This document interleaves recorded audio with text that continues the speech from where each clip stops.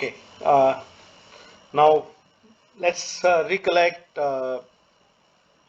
what we have learned in the last week.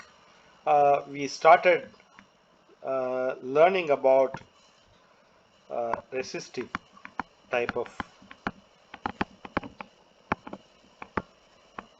transducers.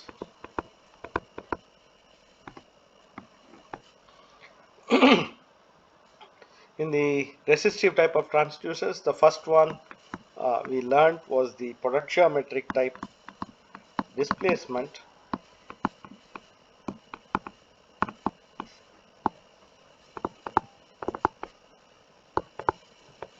So potentiometric type, right? So we have, so this can be linear, or we can have an angular displacement sensor. So this is x, this is theta. It's very simple, but one problem is the friction between the wiper and the resistive element, which we said we will remove by putting a floating wiper x, or as I said, we can have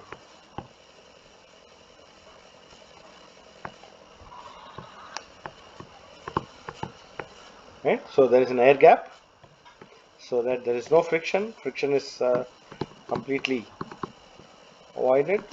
But the moment I don't have physical contact, there is no galvanic touch with the resistive element. So there is the capacitor comes in between. So I can replace this as coupling capacitor. The problem that the coupling capacitor brings in is twofold. One is it's quite small, less than a picofarad. Sometimes maybe you can get a few picofarads. That's the best. The second is, of course, it varies. As I move the wiper either in x or in theta, the gap between the wiper and the resistive element need not be maintained and will not be maintained. So I have the variable capacitor. So we looked at two methods, three methods of getting an output which is independent of CC. One worked on the relaxation oscillator based principle. The other two gave digital output. One was the dual slope type signal conditioning circuit that takes a floating wiper, potentiometric type displacement sensor, and provides now a digital output that is linearly proportional to the displacement. Then we looked at another signal conditioning circuit that is based on the sigma delta or delta sigma analog to digital conversion technique that also provides an output independent of CC. As I said, these are not the only two methods, three methods. There are other methods you can look in the literature. So each one has certain advantage, certain disadvantage. I thought these three methods I would teach in the class, but you're welcome to look at other methods as well. Then at the end of the potentiometer, we started learning about strain gauge, right? So if I have a resistance Rg and I put a strain on it, it's a physical strain. Either you pull or push, change the dimensions somehow. Then if I assume that it's only the length that is going to change, epsilon is delta L by L, and we can write Rg delta Rg by Rg. This we derived 1 plus 2 mu into delta L by L plus delta rho by rho, or we defined a parameter called gauge factor. This is delta Rg by Rg divided by delta L by L, that would be 1 plus 2 nu plus delta rho by rho divided by delta L by L. Because this we thought doesn't change, but when you actually build practical metallic strain gauges, we see that delta rho by rho changes as we give some strain. This is because under strain, the nucleuses of the metallic atoms are under strain again. They also get dislocated, moved around their main position, and that makes the delta rho by rho not being 0. So we already saw that the metallic strain gauges roughly about 2 to 5 is the gauge factor that you get. And so if I now write the resistance of a strain gauge, I can write it as R naught 1 plus gauge factor into epsilon, right? This again we saw where epsilon is given in strain, which is meter per meter or micro strain.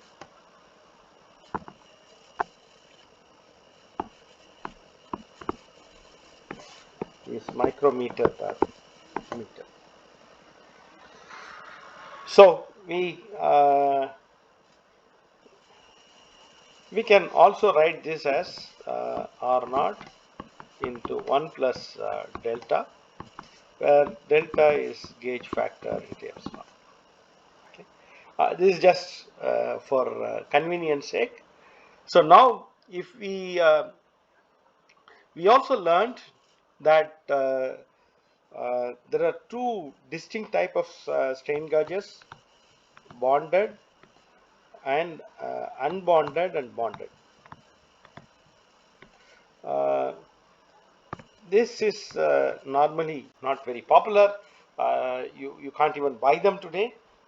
The bonded strain gauges again have two, right? Wire type and film type. Again, this is not very popular. What you can buy if you go to any manufacturer today is the thin film bonded strain gauge.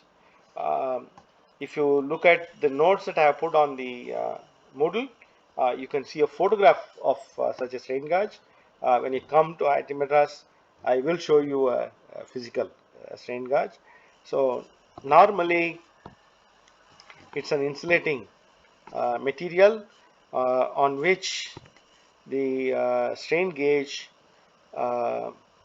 is having this pattern, right? Sorry.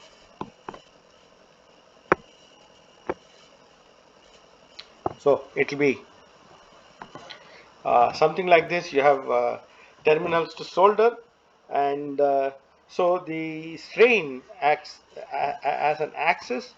This is axis of strain, right? And if I give a strain in the axis in 90 degrees to the axis of the strain gauge, I call it as a quadrature axis.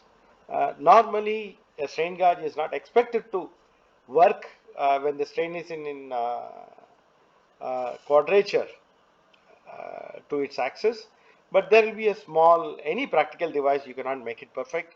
So there would be a small output from this in the strain gauge. We call this as cross axis sensitivity.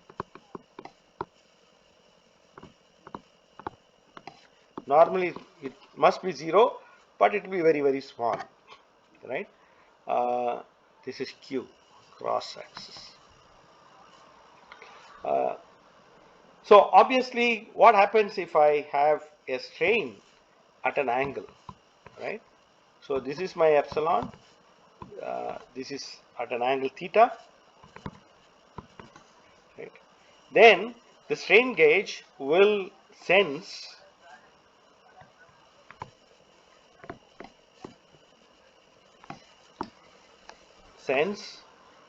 epsilon into cos theta, right? The component of epsilon on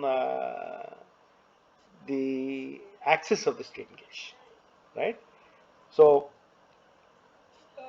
if you really want to measure the strain correctly, then you should put the strain gauge such that the axis of the strain gauge aligns with the axis of the strain that you are trying to measure. Many instances we can do this because if I am bending a plate or pulling a wire or putting some force on a particular structure, I can a priori determine how, in what axis the strain is going to be, and place my strain gauge in that axis. But sometimes we may not uh, know the axis of the strain gauge, and in such a case what you do is you put more than one strain gauge, right? So I put one strain gauge in this axis, right? So I call this as x-axis, and another strain gauge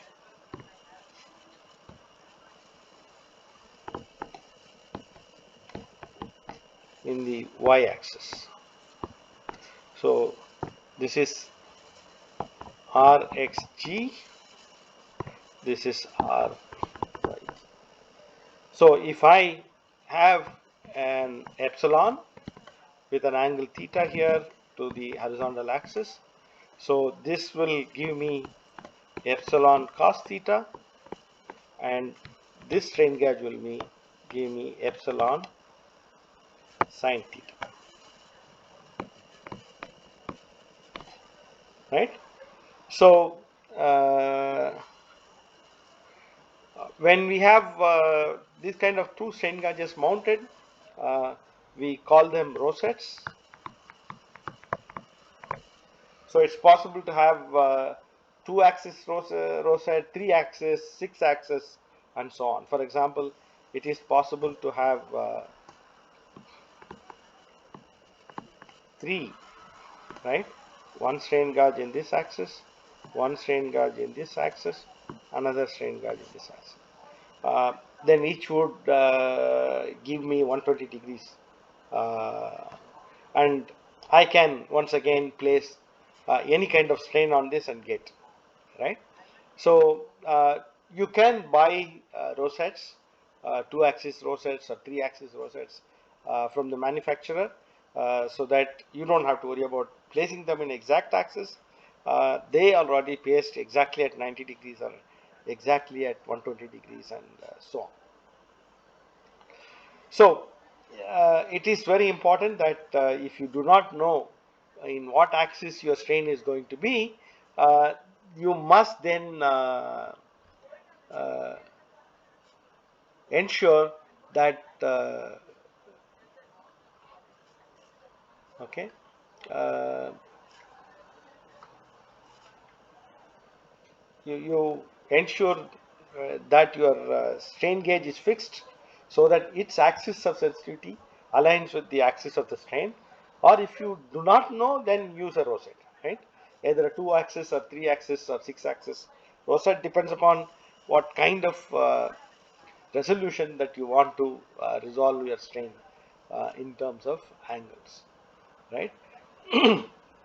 Now, I have, as I already told you, we have a strain gauge where Rg equal to 1 plus delta, right?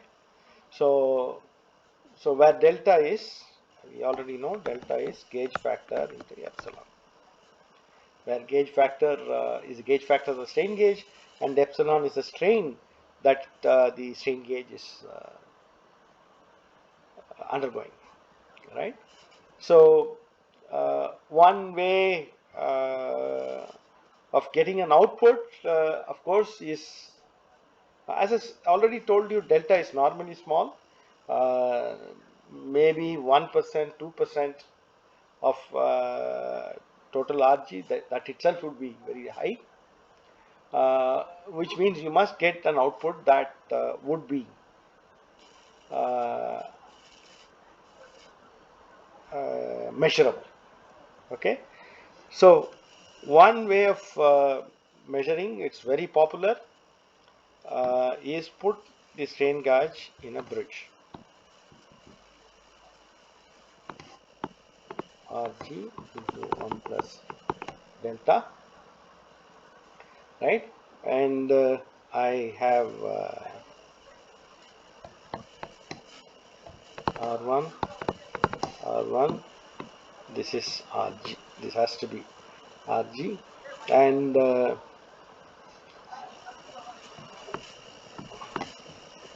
I think I made a goof, please correct this. I said it is R0 into 1 plus delta, but somehow Rg equal to R0 into 1 plus delta, right? So this has to be all R0, right? So we take the output E0 here, and I excite with the voltage EB. I am showing DC, but we can also use AC because these are resistors. It doesn't matter whether I use DC or AC. So E0, let's say this is plus and this is minus. So if I say this is E1, this is E2, I know E0 is equal to E1 minus E2. So that is R0 into 1 plus delta divided by R1 plus R0 minus R0 by R1 plus R0. Here I have to have 1 plus delta, right? So this multiplied by EB will give me E0. This is E1, this is E2, right? So I can now take EB by, I divide by R0, both denominator and the numerator.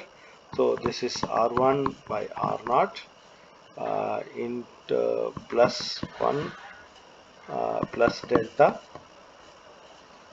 That would be 1 plus delta minus 1 by R1 plus R0. Sorry, R1 by R0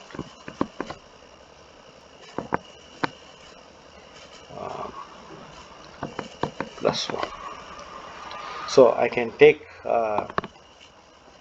EB by R1 plus R0.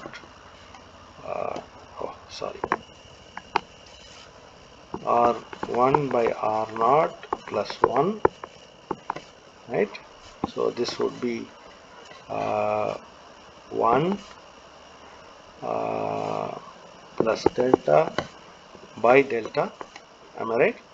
1 plus delta by delta divided by R0 R1 by R0 plus 1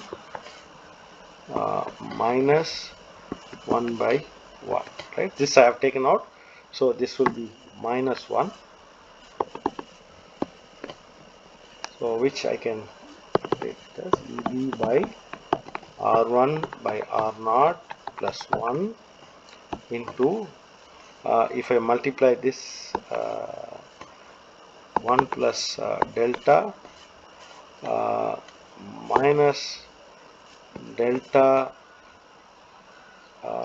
divided by R1 by R0 plus 1 divided by delta into delta divided by R1 by R0 plus 1. Right?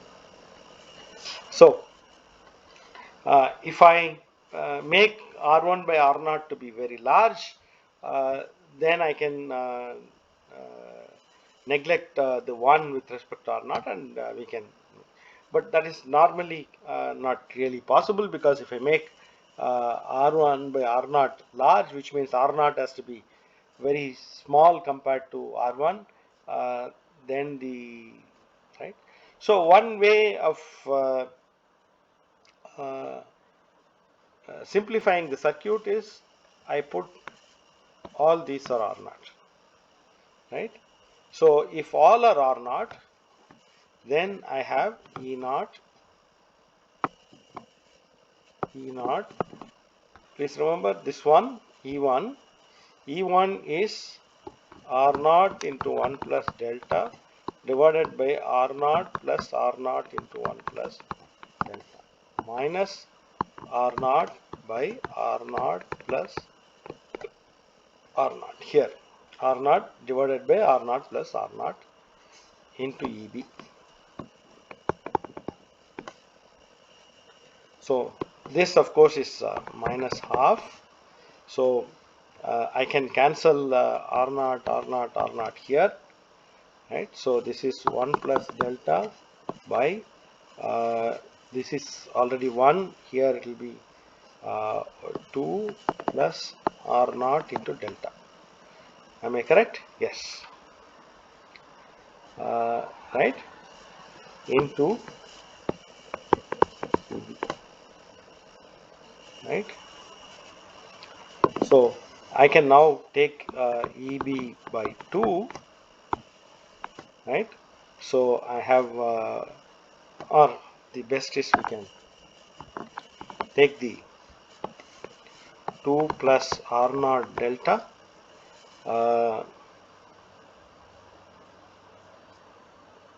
where is there's no R0 delta here, sorry. So this is R0, R0, R0, 1 plus 1 plus delta, 2 plus delta, right? So this is 2 plus delta into 1 plus delta minus into 2, so 2 into 1 plus delta, right? EB. So this I can take EB by 2. This is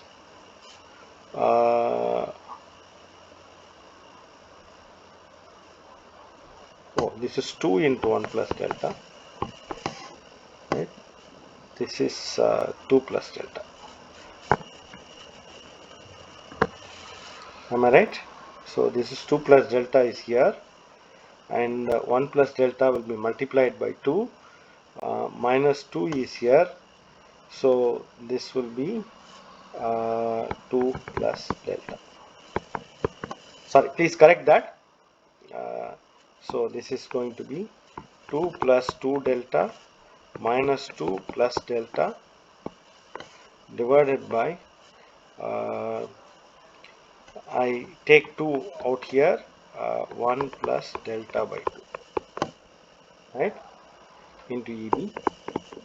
So I can cancel 2 here, plus 2 delta minus delta, so that would be EB by 2 into numerator is 2 delta minus minus delta would be again I forgot the bracket, into delta. There is a 2 here, if I take that out, that will become 4. This will be 1 plus delta by 2, right? So that would be the final E0. If I have all the resistance of the other three resistance of the bridge are simply R naught, the gauge resistance without any strain applied to it. Okay, so this is quite popular as a signal conditioning circuit, but we should see that there is a delta in the denominator, so this I can put it as EB by 4 into delta. This 1 plus delta will become 1 minus delta by 2 minus delta by 4 square, delta by 2 square, and so on, right? Uh, so I get a linear term, and I start getting second order, third order, fourth order, fifth order nonlinear terms in delta. Okay, so the bridge circuit provides nonlinear output, but as I already told you, the delta is normally small. It's not a big problem in using a bridge because you will not get too much of nonlinearity. But however, if the delta is large, for example, if you are going to use a semiconductor strain gauge where the gauge factor is no longer going to be single digit between 2 and 5, it will be 200, 300, then you will have large nonlinearity in the output. The second is we will do examples later, but right now you take it from me. R naught into 1 plus delta. This is R naught, this is R naught, this is R naught, and I excite with a bridge voltage. E naught, I think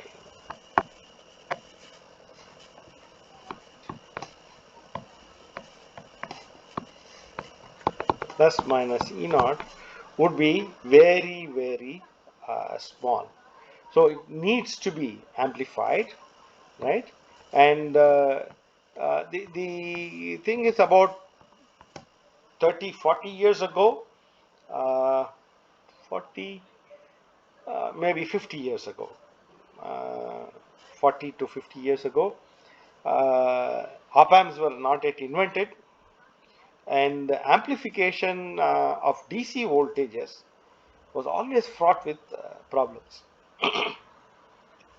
uh, so basically what people then did was never used DC voltage, they used an AC voltage as the uh,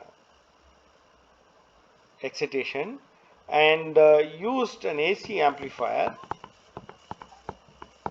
AC differential amplifier of gain A, and then remove the excitation to get an output E naught, right?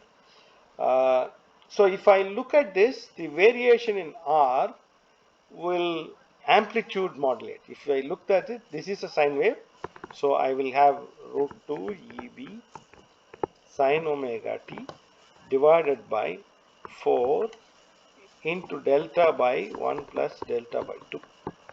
So when delta is changing, it is the amplitude of the sine wave is changing. So this is an amplitude modulation with modulation index being 1, right? So uh, so you can use any amplitude demodulation circuit there. So when I modulate sine wave signal, I simply call that as a carrier, right? So the amplifier itself is called carrier frequency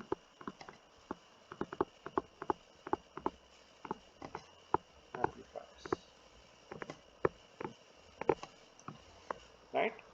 So if whenever you have a sensor, you use the sensor in the bridge circuit, uh, you put a carrier frequency amplifier and get an output proportional to the variation in the sensor, right? This was quite popular. Large number of instrumentation companies, HBM, Hewlett Packard, several other manufacturers, Rohde & Schwarz, they all made carrier frequency amplifiers, sold and made a lot of profit. Of course, today we don't have to do this because we can uh, build a DC amplifier using op amps, and hence we can very easily get an amplifier, right? So today we do not, carrier frequency amplifiers are a thing of the past. Today there are still some manufacturers who can sell you, but at a very high price, and that is really not required. Okay, so you should understand that in the past people used carrier frequency amplifier to get the output. Now if I look at it in the bridge, I have only one resistance as the strain gauge. So I call this as one active strain gauge, right? Now I can also put two active strain gauges, right? So what I can do is I can, right? So I can put this. I am showing DC because today we do not use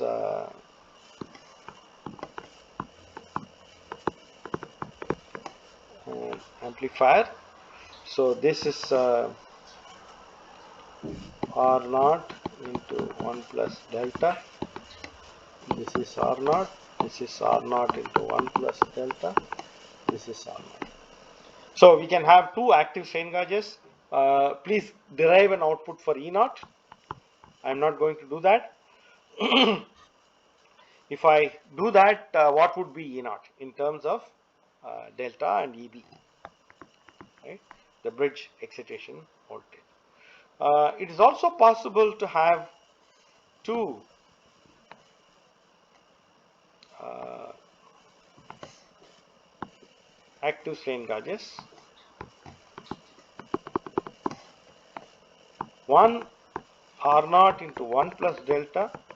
The other one is R naught into 1 minus delta. Right? This is R naught into 1 minus delta. This is R naught, R naught. So I take the output, E naught, this is plus minus, this is plus, this is minus, right? Anyway, it doesn't matter. We can, if it is negative, we can always take an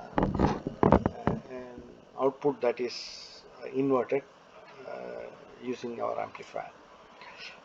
So this is two active strain gauges.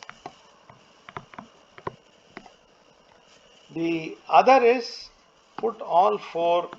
Please remember, this has to increase, this has to decrease, right? Then we can, right? So I can put this as R naught into 1 plus delta. This is R naught into 1 minus delta. This is R naught into 1 minus delta. This is R naught into 1 plus delta. So I can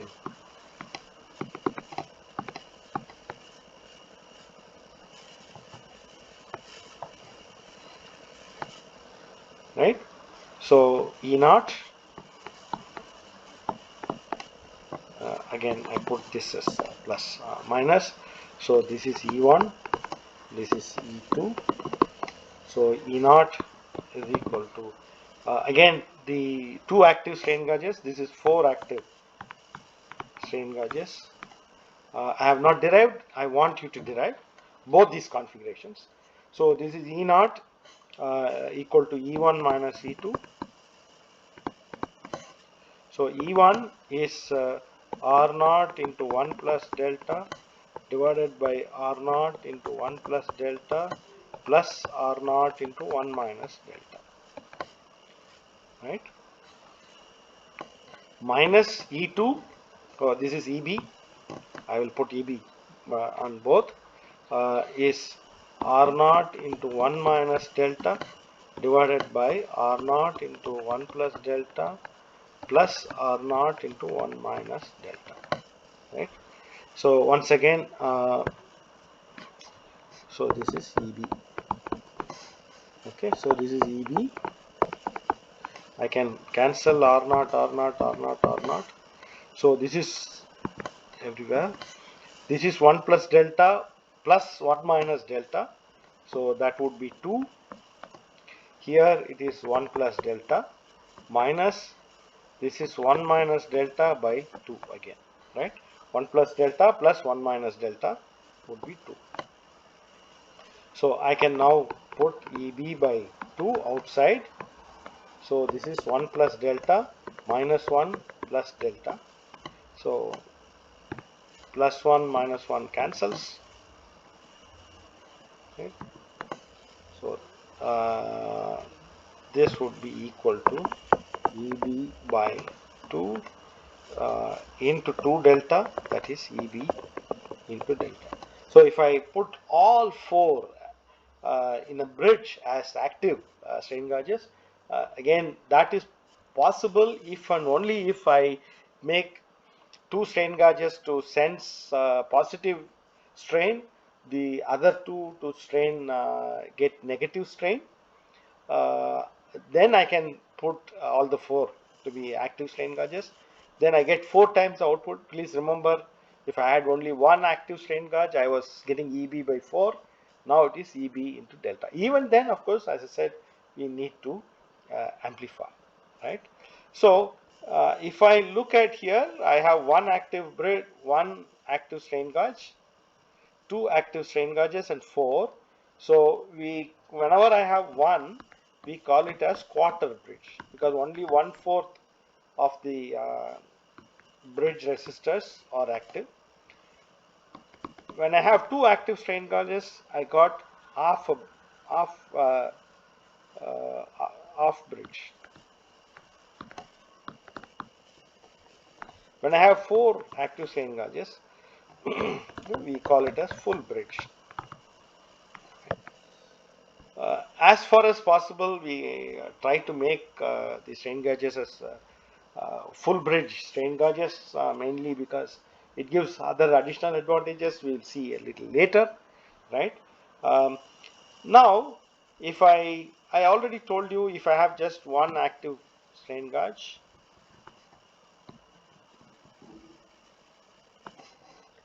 right? So this is plus minus, this is R0 into 1 plus delta, this is R0, this is R0, this is R0, and we have bridge. So this has to be amplified because bridge voltage will be few millivolts, and if I really want to measure, I need an amplification. Now if I look at this amplifier, the amplifier is called a difference amplifier, right? And we need to have the voltage, which is E1 minus E2, to be amplified. So the E0 has to be E1 minus E2 into A, right? So because it takes the difference and amplifies, it's called the difference amplifier. So if I really want to get E1 minus E2,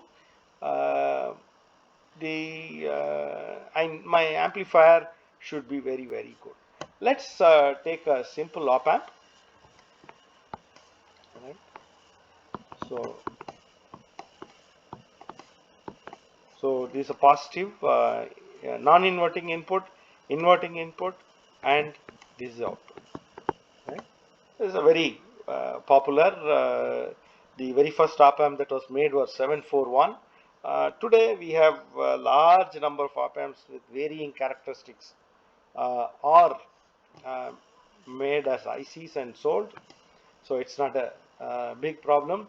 So if I look at an ideal op amp, right, the gain is infinity. What is gain? Let me say this is E naught, this is E plus, this is E minus, right? So E naught is normally A times E plus minus E minus, where A is infinity. Of course, in practice, we can never get infinity, but the initial op amps had something like 10,000, 30,000, 40,000 as gain. But today you can have 10 power 6 as a gain, 10 power 5, 10 power 6 as a gain. So A becomes very large, but as I said, the ideal op amp A becomes infinity. Then the ideal op amp also has zero input current. Both the terminals take only zero input current, and the output can be anything, current and voltage, it doesn't matter, right? Of course, such kind of op amps you really cannot make practically. Let's assume that we have an ideal op amp. So I am going to go through very quickly. So if I look at the op amp minus plus, this is E naught. If this is infinity, then remember E naught is equal to E plus minus E minus into infinity, right? So whatever be E naught, E plus minus E minus should be equal to E naught by infinity. I take the E naught to the other side, and we know anything divided by infinity is 0. So E plus minus E minus must be equal to 0, right? So these two, this terminal and this terminal will be at the same potential, okay? So with that we can make a large number of nice circuits with feedback. I put RF, I put RIN, and I ground this, I give EI. So remember, if this is at 0, this will also at 0 voltage, because E plus minus E minus have to be 0, right? So these two potentials are the same. We call this as a virtual ground. So one end of RIN is at EI, another end is 0. So there will be a current I equal to EI by RIN. And this current is 0. So this current has to be EI by RIN. So this voltage has to be RF into EI by RIN,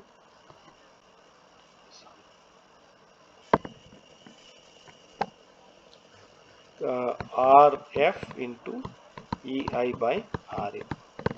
So E naught is minus of the voltage, so that I get E naught is equal to minus RF by RIN into EI.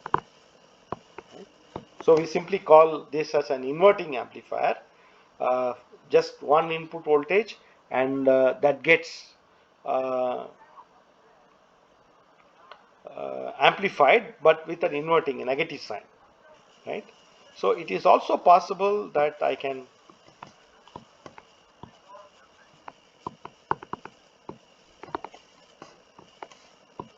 use an amplifier like this. This is again RF, RIN. I ground this and feed my input here. Right? Here. Again, remember, if this is E in, this has to be E in. So there would be a current. So this current is E in by R in, right? And the same current has to flow here, because remember the input current to the op amp is 0. So this is E in by R in, and there would be a voltage here. So this voltage is RF into E in by Rin.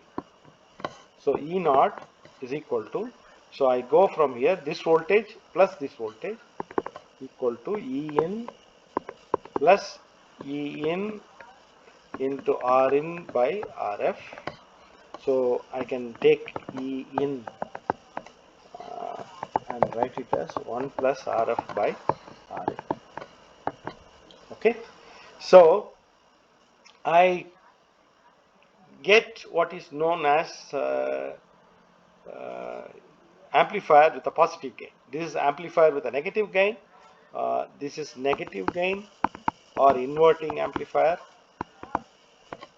This is positive gain or non-inverting amplifier. Okay. But please remember, all this the input has to be referenced to ground, right? But what we need is an input that we need to take two inputs, right? Or we simply call it as a difference amplifier.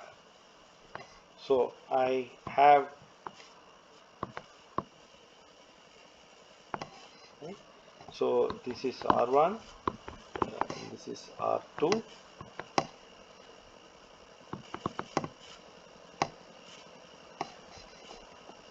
and we R2, R1. So this is E1, E1, this is E2, this is E0, right? So how do we calculate?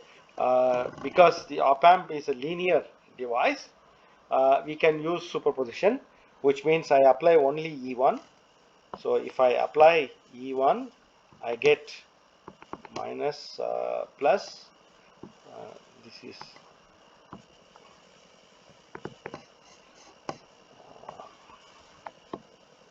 so when I remove R2, it will be 0, so it doesn't matter. If I put ground, this is also ground, so this is E1, this is R2, R1, so I get minus R2 by R1 into E1. Now I apply E2, I put it here, minus, I ground E1 and apply E2, R1, R2, this is E2, this is grounded, R2, R1. So I know if this voltage is E equal to E2 into R2 by R1 plus R2, right? That's a potential divider, multiplied by 1 plus R2 by R1 would be the gain, right? Because this voltage will be simply multiplied. So this is E2 into R2 divided by R1 plus R2 into R1 plus R2. If I take this to the numerator by R1, so these two cancels out. So this is E2 by E2 into this is E2 into R2 by R1. So E0, I can simply add these two. E0 is equal to R2 by R1 is a common, E2 minus E1. So here I can call this as E2 minus E1 into R2 by R1. So we call this as a difference amplifier,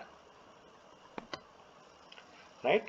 Now if I connect this difference amplifier to my bridge, right? This is the bridge. So I connect here.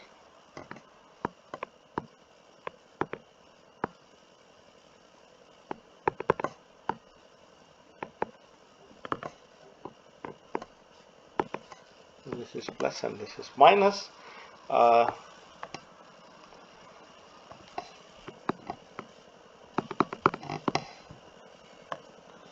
okay. The problem is now these two resistors are going to come here, right, across Rg. This is R0 into 1 plus delta. So this is R1, R2, this is R1, R2. And this R1 would come somewhere here or here, it depends upon how we reference. Um, so the moment I connect this, there will be a current here, and that current would alter the bridge. So this is not a nice way, right? It is not a nice way of doing. So we don't do this. We don't use uh, difference amplifier. Instead, we use what is known as an instrumentation amplifier,